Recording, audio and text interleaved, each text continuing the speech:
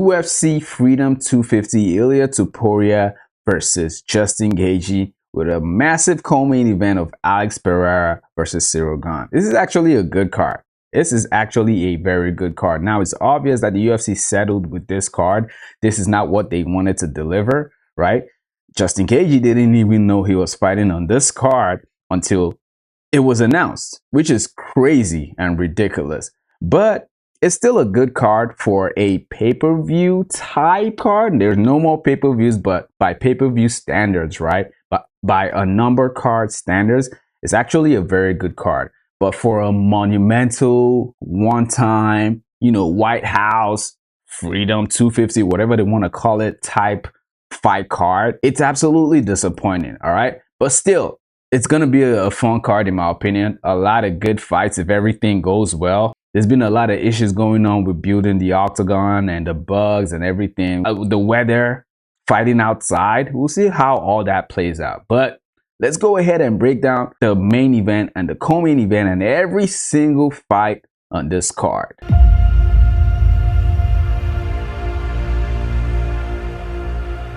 Ilia versus Justin Gaethje for the lightweight championship.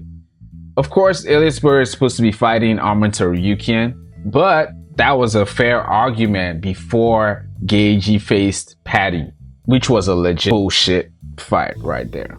What the fuck is that? Okay, the fight wasn't bullshit, but the matchup absolutely was. Made no sense. But since then, Gaethje is rightfully the interim champion, so he is rightfully next. So this is what we get with. Okay, so straight off the bat, I do not like this fight. I don't like this fight at all. I think this is one of the most one-sided matchups I've ever seen.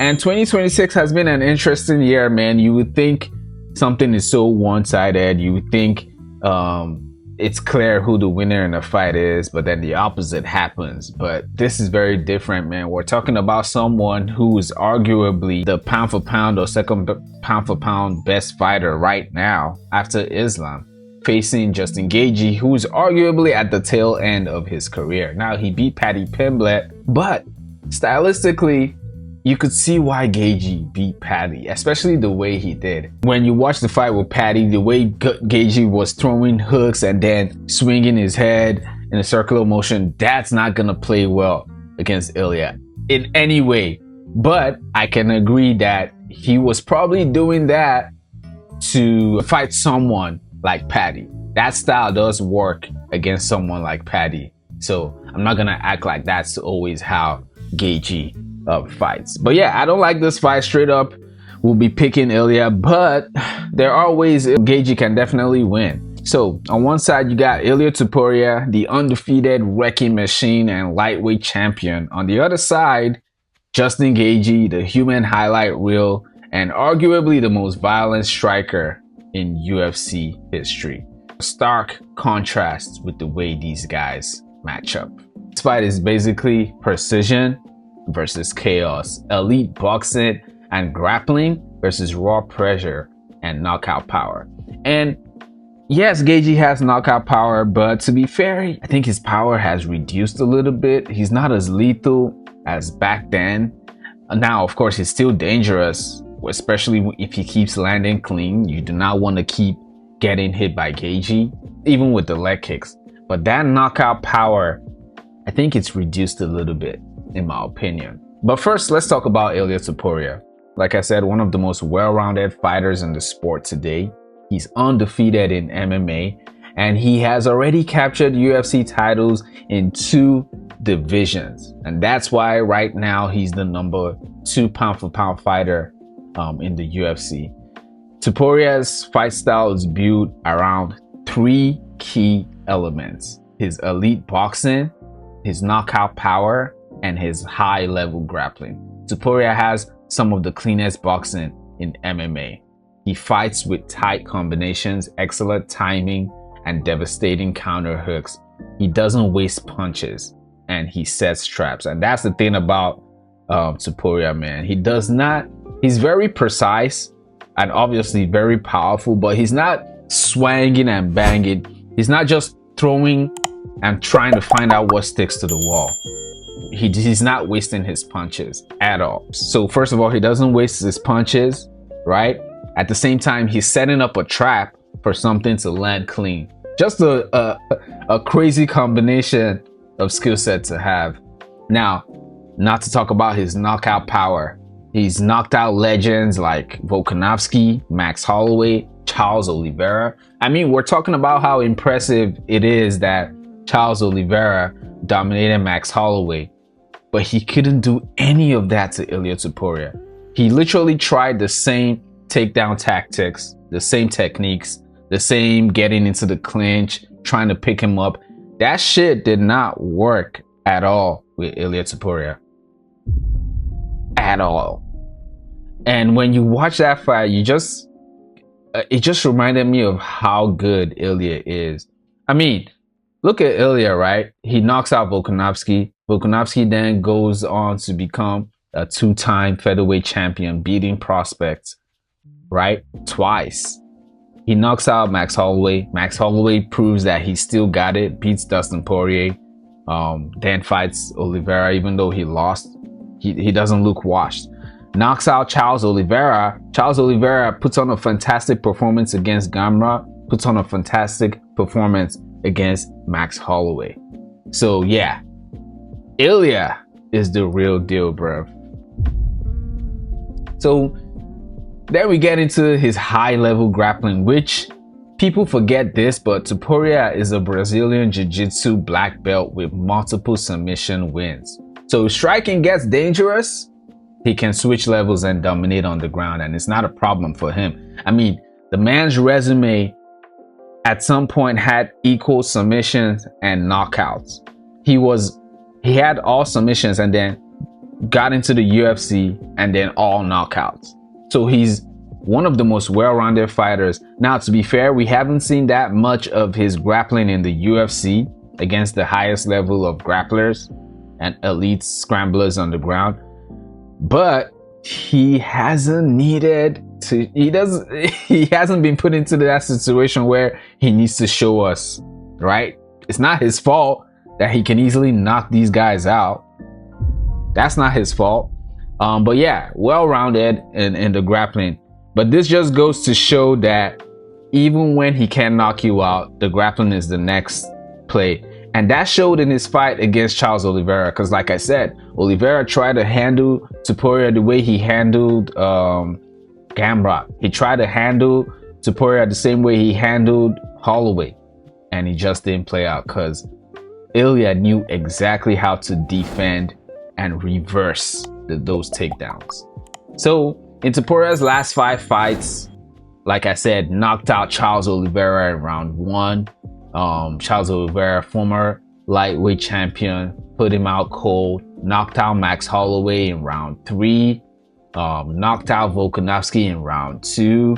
Went to a decision with Josh Emmett and submitted Bryce Mitchell. So his last 5 fights show you exactly how this guy's run has been in the UFC. Well-rounded. You can find a submission in there and scrambling exchanges in his fight against Bryce Mitchell and his fight against Charles Oliveira, right? You can see how the fight will play out if he's not able to get a knockout or a submission. You could see that with his fight with Josh Emmett. And don't get it twisted, just because he didn't knock out Josh Emmett doesn't mean he didn't beat the shit out of him.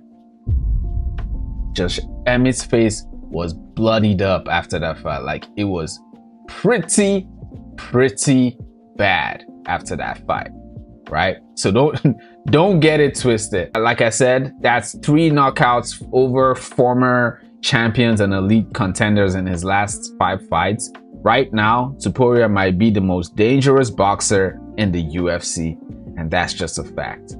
Then we get into Justin Gaethje. Of course, we still got to talk about Justin Gaethje. Put some respect in his name. Still one of the best lightweights ever, right? Someone who always proves fans wrong whenever you count him out. So there are ways, and there is a path to victory for Gaethje for sure. But Gaethje, definition of controlled violence. He's a former interim lightweight champion, one of the most exciting fighters the UFC has ever seen. His style evolves around brutal pressure. Gaethje matches forward constantly. Always, he forces opponents into firefights. You can't coast with Gaethje, man. You either have to try and take him out, or it's not gonna end well for you. Of course, Justin Gaethje has devastating leg kicks. His calf kicks are some of the most destructive in MMA, hands down. And he just destroys mobility, man. That's what he does a lot. And the nuclear power, Gaethje has over 20 knockout wins in his career.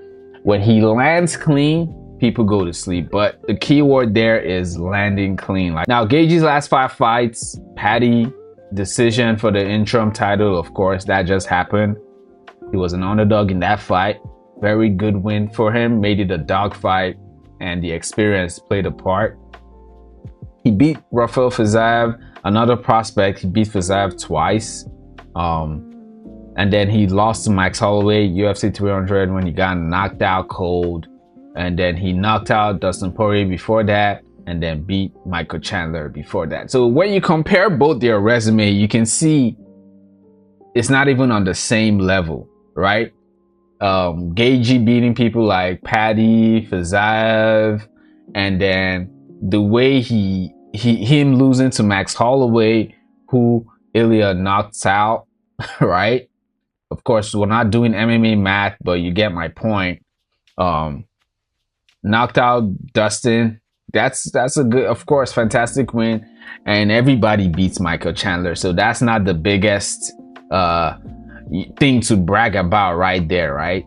But yeah, of course, Justin Gaethje, highlight. Still great fighter, great record, good run. But when you compare it to Ilia, the difference is there. But with that being said, Gaethje has evolved. Earlier in his career, he was definitely reckless. But now he fights with more patience and calculated pressure. But in his fight against Paddy, he was really reckless. But it made sense because Paddy's a fighter who's, you know, he's like, Scousers don't get knocked out, right? He's not putting his hands up. He's reckless as well. So he was matching that energy. Of course, next thing, how do these guys match up? This fight is fascinating. You know, one-sided, the winner is clear, but still a fascinating matchup because their strengths clash perfectly. It's going to be a striking battle. All right, straight up, that's just what it's going to be. That's what you're going to expect. Now, how long is that striking battle going to go on? I don't know. But that's what it's going to be. Topuria has the technical precision. Gaethje has raw destruction. Topuria throws cleaner combinations. Gaethje throws harder single shots and leg kicks. If it becomes a boxing match, Topuria likely has the edge and accuracy. But if it becomes a war, Gaethje is going to own that territory. But then again, we've never seen Topuria being in a war. That's because when he lands clean, fighters go out. Now, if for some reason Gaethje has this granite chin, or Topuria is just not landing clean for some reason, then I could see how Gaethje returning into a dogfight. But it's so hard for me to even get there. Like, I'm not gonna lie, I'm not giving Gaethje a chance in this fight. But anyways, of course, another way to see this fight will be like leg kicks versus boxing. So one of the biggest questions in this fight, can Gaethje destroy Topuria's legs? Gaethje's calf kicks have ruined fighters like Tony Ferguson, Rafael Fiziev. If he slows Topuria down early, that changes the fight. But when we go to the grappling, that's where Topuria has a massive advantage. Gaethje has a grappling background, but Topuria's jiu-jitsu is levels above, man. Now, and when you look at Gaethje's record, his history, Gaethje has historically struggled with elite grapplers. He lost submission fights against Khabib, Charles Oliveira. Now, I don't know if Ilia is as good as these guys when it comes to grappling. I would say no, but I think he comes a little bit close, at least for his record, right? Now, how does Ilia win this fight? Obviously, he knocks Gaethje out. But there's a strategy, of course. Onto the leg kicks, Gaethje is gonna start with leg kicks. That's what he has to do. He knows Ilia is lethal. He has to try and stop the mobility. The same way Charles started with the leg kicks against Max Holloway, which was smart. Destroy the mobility early. That's how Gaethje is going to start. So I think Ilia, who has good fight IQ, who is a smart fighter, makes good decisions, I think he's going to get ready and prepare to check those leg kicks. So check the leg kicks from Gaethje and punish Gaethje with counters. He's going to try to box in the pocket. Topuria's hooks and uppercuts are very lethal, so he's going to try and get in the clinch and box in the pocket, just like he did with Oliveira.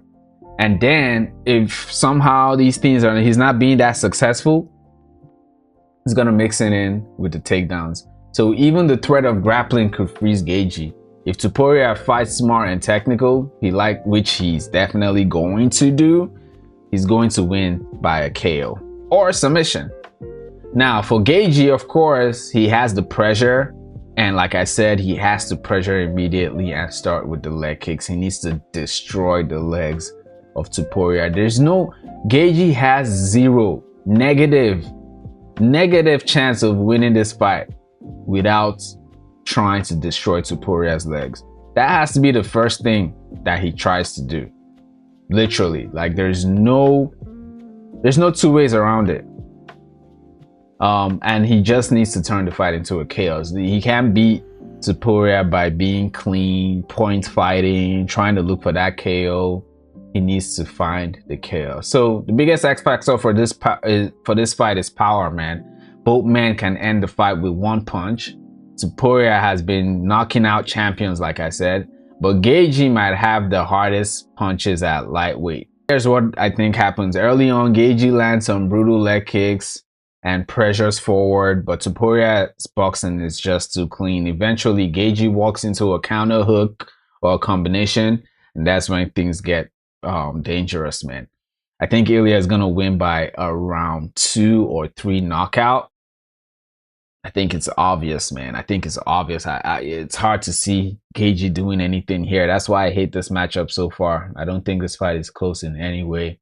But if it turns into a war somehow, Justin Gaethje is one of the few fighters alive who can knock anyone out. Two elite strikers from completely different backgrounds.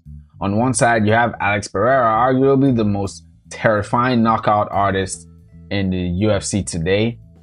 On the other side, you got Ciryl Gane, the most technical and mobile heavyweight striker in the entire division. This fight is basically power versus movement, kickboxing destruction versus heavyweight finesse. So let's break it down. Alex Pereira is one of the most dangerous strikers in the sport. Okay? Obviously, if you watch the UFC, you know this. Even if you don't, you might know this. So before joining the UFC, he was a 2-time Division Glory kickboxing champion, and he famously holds multiple wins over Israel Adesanya in kickboxing.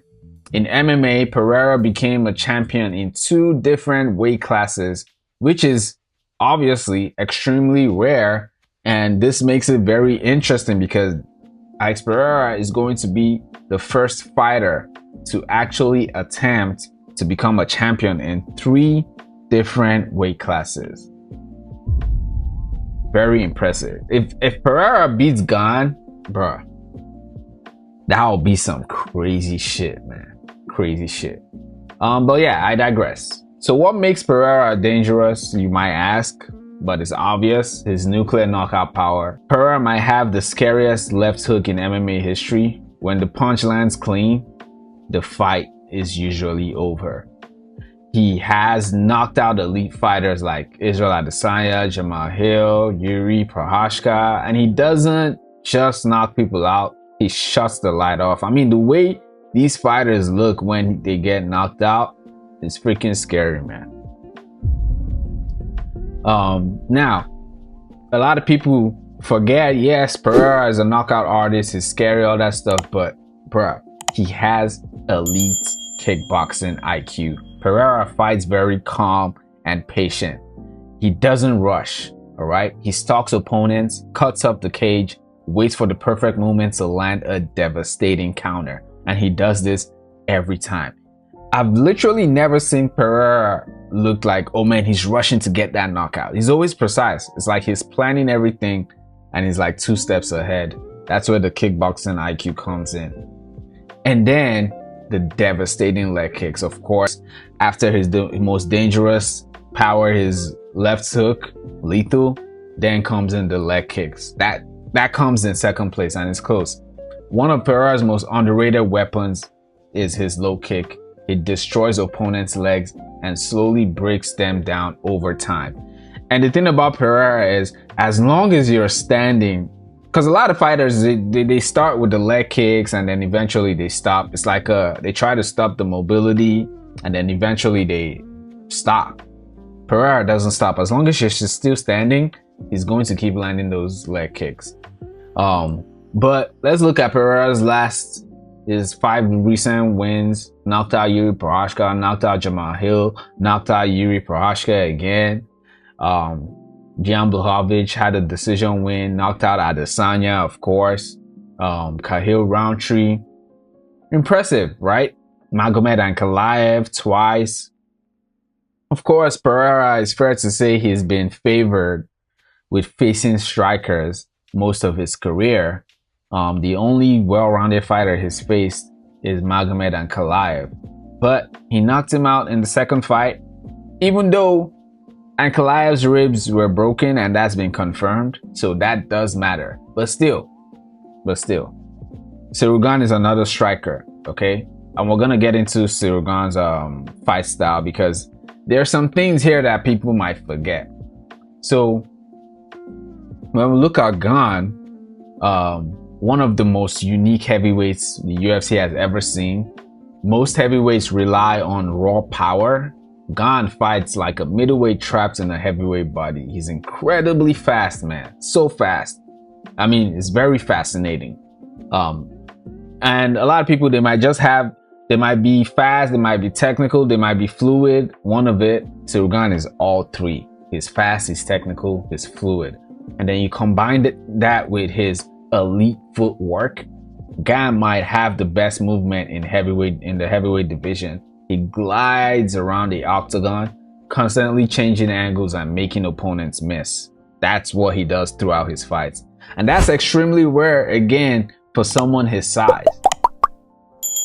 Combine that with his technical striking.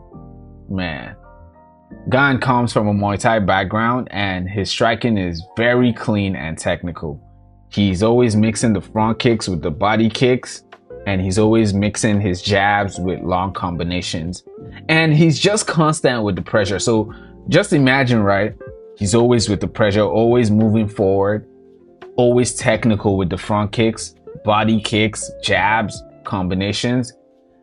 And then you put that with his defense. Ciryl Gane is extremely difficult to hit clean. It's so hard, bro. He's so elusive when it comes to his defense. And we're gonna get into the fighters he just faced recently, because that would show you something. But Gane has a huge advantage in this matchup, man. The size. Like I said, of course, Pereira is big. Pereira middleweight, then light heavyweight. Now he's moving to heavyweight. There's no way that Gane and Pereira are gonna be the same size. That's just not happening. That's crazy to me. Pereira I might be wrong, right? Biology wasn't my best class back in high school or college, right?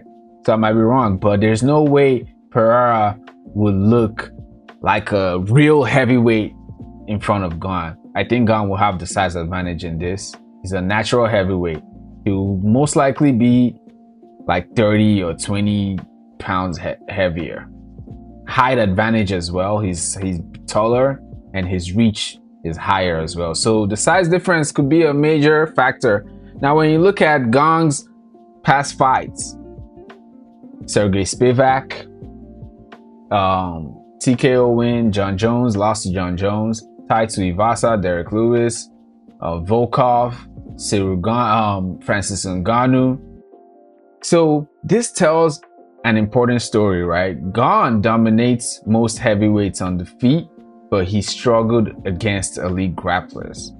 But that's not going to be a problem against Pereira. In fact, Ciryl Gane actually does have grappling. Now, it might be a little bit trash compared to the elites, but it's way better than anything Alex Pereira has. I don't even know if Alex Pereira will be able to defend Gane's takedowns. He did a good job against Ankalaev, so he might be able to do so against Gane. But again, that size advantage is going to come into play, man.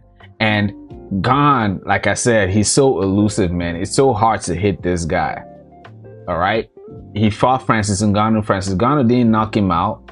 The scariest knockout guy in the UFC has ever seen. Couldn't knock him out. Volkov couldn't knock him out. Spivak couldn't knock him out. Taito Ivasa couldn't knock him out. Now, are all these guys more technical than Pereira? Yeah, sure, but still, Gane his defense is so sound, man. But anyways, so both fighters are elite strikers, but their approaches are completely different. Pereira, devastating power, counter striker, low kicks, precision. Gane has the movement, volume, speed, distance management. So Gane will likely try to stay on the outside and outpoint Pereira. That's what he always does. While Pereira will try to cut off the cage and land the knockout shot. Pretty much power versus speed. So this might be the biggest question in this fight. Gane is faster, more mobile, but Pereira hits much harder. One clean Pereira punch could end the fight instantly. Now, when it comes to distance control, for Gane to win, he must control the distance perfectly. If Pereira gets into boxing range, the left hook becomes extremely dangerous. But if Gane keeps the fight long with kicks and movement, he could frustrate Pereira for sure.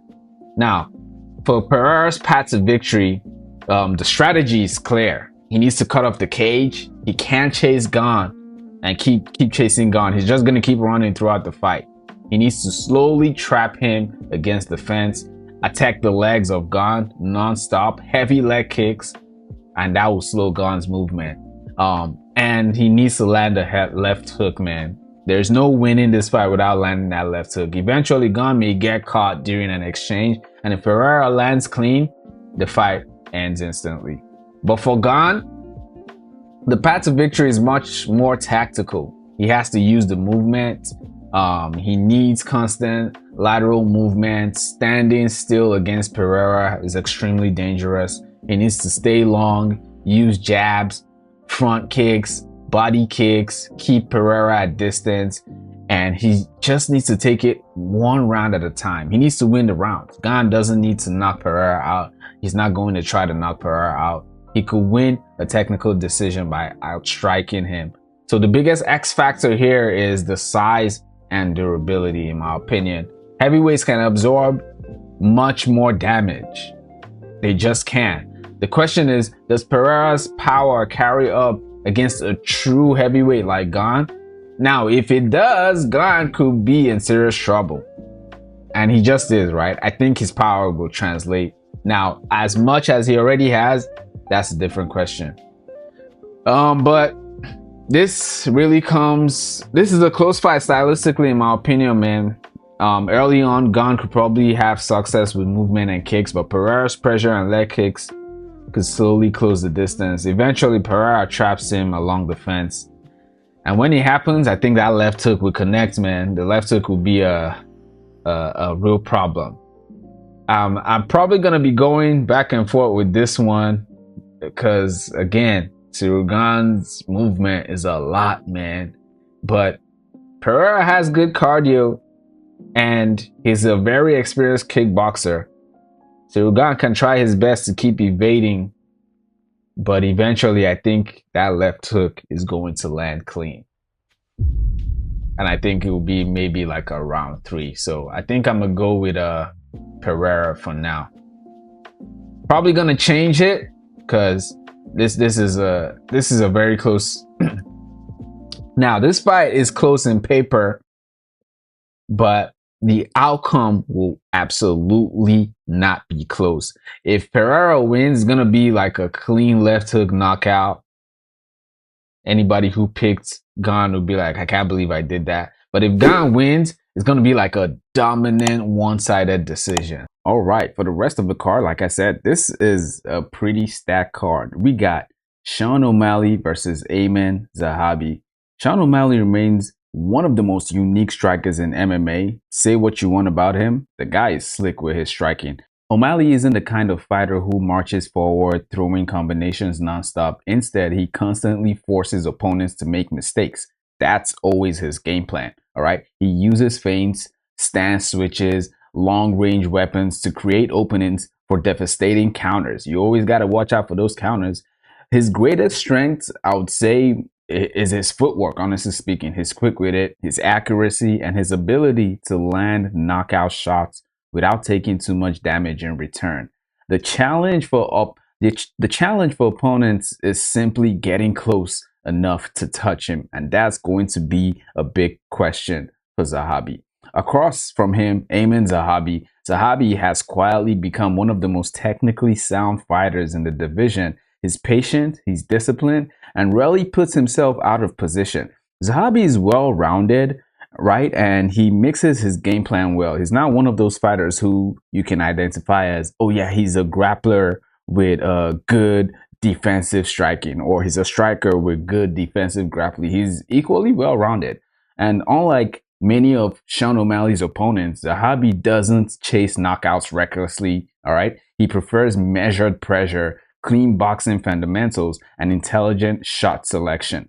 The problem is that playing a technical striking match with O'Malley is usually a losing proposition. For Zahabi to win, he needs to pressure consistently without becoming predictable. He'll need to mix in takedown attempts, force O'Malley toward defense where his movement becomes limited. For O'Malley, the path to victory is much simpler. Stay mobile, control range, punish entries. The longer the fight stays at kicking and boxing distance, the bigger the advantage becomes for Sean O'Malley.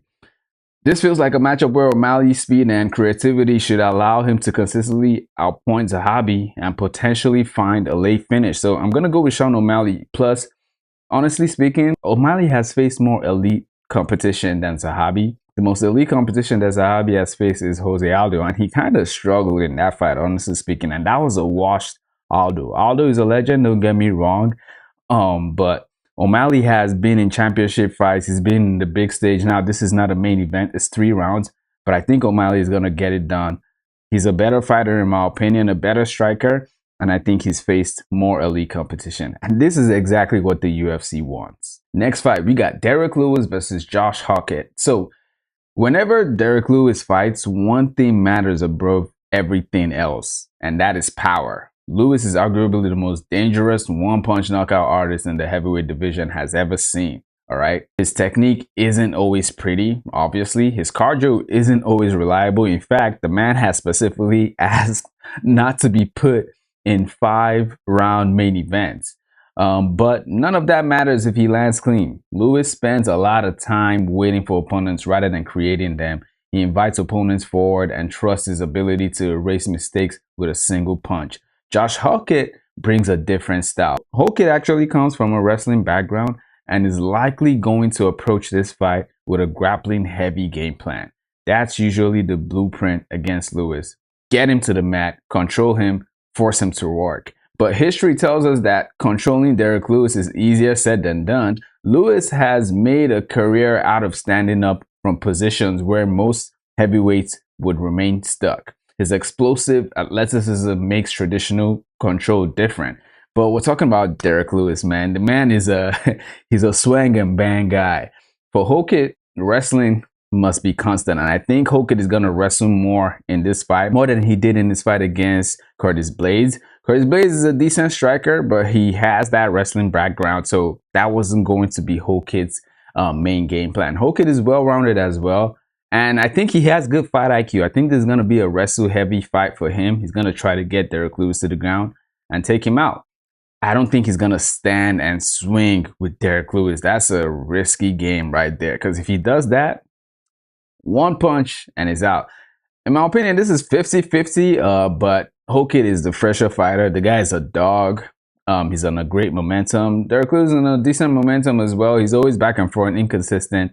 But I think Hokit takes this, man. He has the cardio. He has the wrestling. I think he'll be able to get a submission in this fight. Next fight, we got Mauricio Ruffy versus Michael Chandler. This may be the most exciting fight on the entire card. Mauricio Ruffy, one of the brightest prospects in the lightweight division.